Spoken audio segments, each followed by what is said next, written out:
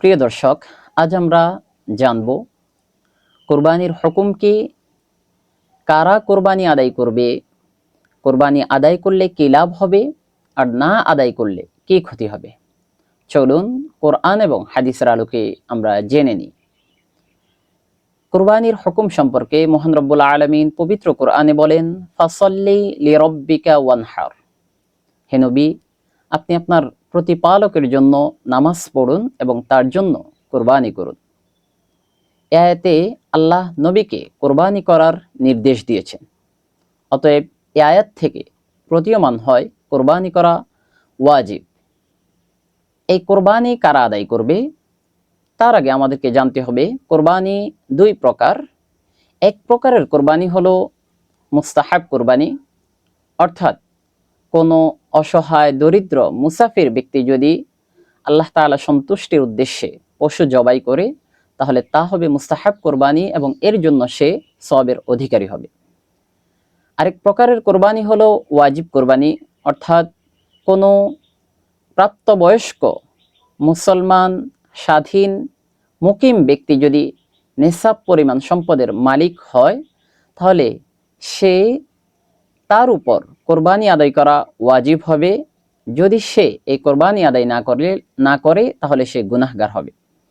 ওয়াজিব কোরবানির আরো একটি প্রকার হলো মান্নতের কোরবানি, অর্থাৎ কোনো ব্যক্তি যদি আল্লাহ তাআলার সমীপে কোনো কিছু নিয়ে মান্নত করে, তাহলে এটার জন্য তার উপর একটি কোরবানি ওয়াজিব হয়ে যায়। প্রিয় দর্শক, এই কোরবানি কারা আদায় করবে? আমরা বলেছি নেসাব পরিমাণ সম্পদের মালিক ব্যক্তি। নেসাব কতটুকুই হয়ে থাকে? যদি কোনো ব্যক্তি 7.5 ভরি স্বর্ণ কিংবা 52 তোলা রূপার মালিক হয়, কিংবা এই সমপরিমাণ সম্পদের মালিক হয়, তাহলে তার উপর কোরবানি করা ওয়াজিব। বর্তমান সময়ে যার বাজার মূল্য হয়ে থাকে 1,78,500 টাকা, এই পরিমাণ সম্পদের মালিক যদি কেউ হয়ে থাকে, তাহলে তার উপর কোরবানি করা ওয়াজিব। এই সম্পদটা যদি তার কাছে দিলহজ মাসের 10 তারিখ ফজর থেকে 13 তারিখ 12 তারিখ সন্ধ্যা পর্যন্ত সে যদি এই সম্পদের মালিক হয়ে যায়, তাহলে তার উপর কোরবানি করা ওয়াজিব হবে। যদি সে কোরবানি না করে তাহলে সে গুনাহগার হবে। সম্মানিত দর্শক, এই কোরবানি আদায় করলে কি লাভ হবে? মহান আল্লাহ তাআলা কোরবানি করার নির্দেশ দিয়েছেন এবং কোরবানিটা হবে একমাত্র আল্লাহ তাআলার জন্য। যেমন তিনি সূরাতুল হাজের 37 নম্বর আয়াতে বলেছেন, লা ইয়ানালাল্লাহা লুহুমুহা ওয়ালা দিমাউহা ওয়ালাকিন ইয়ানালুহুত তাকওয়া মিনকুম। নবী হে, আপনি বলে দিন, তোমাদের কোরবানির পশুর গোশত রক্ত কোনো কিছুই আল্লাহ তাআলার কাছে পৌঁছায় না, বরং তার কাছে পৌঁছে শুধুমাত্র তোমাদের তাকওয়া। এবং অন্য আয়াতে আল্লাহ তাআলা বলেছেন, কুল ইন্না সলাতি ওয়া নুসুকি ওয়া মাহইয়ায়া ওয়া মামাতি লিল্লাহি রাব্বিল আলামিন। নবী হে, আপনি বলে দিন, আমার নামাজ, আমার কোরবানি, আমার জীবন, আমার মরণ সবকিছু আল্লাহ তাআলার জন্য। অর্থাৎ এই কোরবানি আদায় করলে অনেক ফজিলত রয়েছে এবং নিরঙ্কুশভাবে আল্লাহ তাআলার জন্য করা হবে এবং এটা বড় একটি ইবাদত। এই কোরবানি আদায় করলে আল্লাহর হাবিব কি ঘোষণা দিয়েছেন? সাহাবায়ে কেরাম আল্লাহর হাবিবকে এসে জিজ্ঞেস করলেন, ইয়া রাসূলুল্লাহ, মা হাযিহিল আযাহি। হে আল্লাহর রাসূল, কোরবানি কি? নবীজি বললেন, সুন্নাতু আবিকুম ইব্রাহিম। কোরবানি হলো তোমাদের পিতা ইব্রাহিম আলাইহিস সালামের সুন্নত। সাহাবায়ে কেরাম আবার জিজ্ঞেস করলেন, মা লানা ফিহা ইয়া রাসূলুল্লাহ, এই কোরবানি আদায় করলে আমাদের কি লাভ হবে? নবীজি তখন উত্তর দিলেন, লিকুল্লি শাআরাতিন হাসানা, প্রত্যেক পশমের বিনিময়ে তোমাদের জন্য নেকি রয়েছে। সাহাবায়ে কেরাম আবার জিজ্ঞেস করলেন, লোমশ প্রাণীর হুকুম কি? নবীজি বললেন, লিকুল্লি শাআরাতিন মিনাস সৌফ হাসানা, লোমশ প্রাণের প্রত্যেক পশমের বিনিময়ে তোমাদের জন্য নেকি রয়েছে।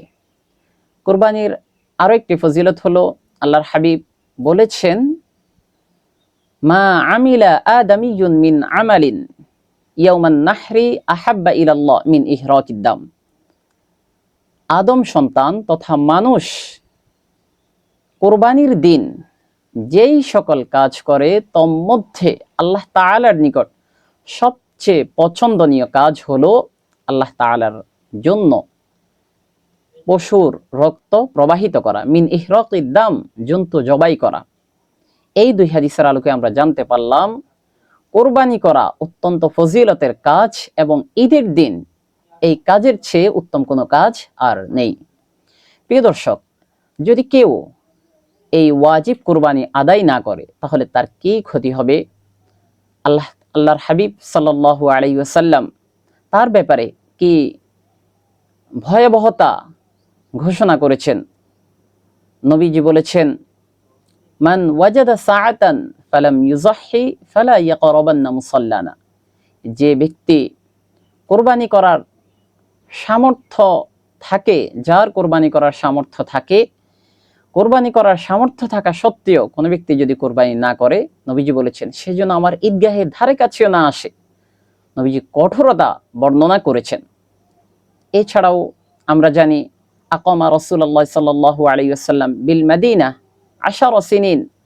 নবীজি মদিনায় 10 বছর অবস্থান করেছেন। তিনি এই 10 বছর সবসময় তিনি কোরবানি আদায় করেছেন। অর্থাৎ একটি ফজিলতপূর্ণ কাজ হওয়ার কারণে নবীজি এই কাজ করেছেন এবং আমাদের জন্য এই কাজ ফজিলতের, এটা নবীজি বর্ণনা করেছেন। অতএব প্রিয় দর্শক, কোরবানির দিনগুলোতে একমাত্র আল্লাহ তাআলার সন্তুষ্টির উদ্দেশ্যে আমাদের সবার উচিত কোরবানি আদায় করা। যারা সামর্থ্যবান নয় তারাও যদি আল্লাহ তাআলার সন্তুষ্টি লাভের উদ্দেশ্যে কোরবানি আদায় করে তাহলে অসংখ্য সওয়াবের তারা অংশীদার হবে। আল্লাহ তাআলা আমাদেরকে তৌফিক দান করুন। আমিন। আসসালামু আলাইকুম ওয়া রাহমাতুল্লাহ।